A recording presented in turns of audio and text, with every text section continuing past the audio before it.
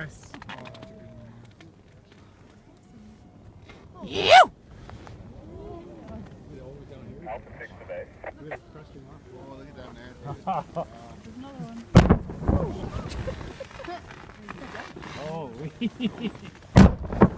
Jeez. Pretty good avalanche, ladies and gentlemen. That's running right in out into the flats if y'all come close. holy smokes. Look at that. Look at it. Wow. So there's a big powder cloud, right? Look at that. Upwards of 200 kilometers an hour. That snow's moving pretty crazy.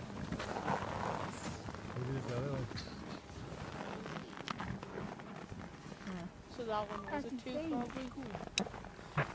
That one was probably more than 2. Really? Yeah. That's pretty fast. You don't want to be down there.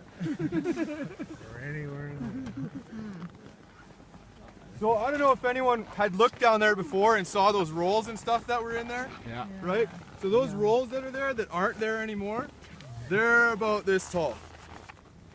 Or more. So there's quite a bit of avalanche debris in the bottom of that. You definitely don't want to be in that slope.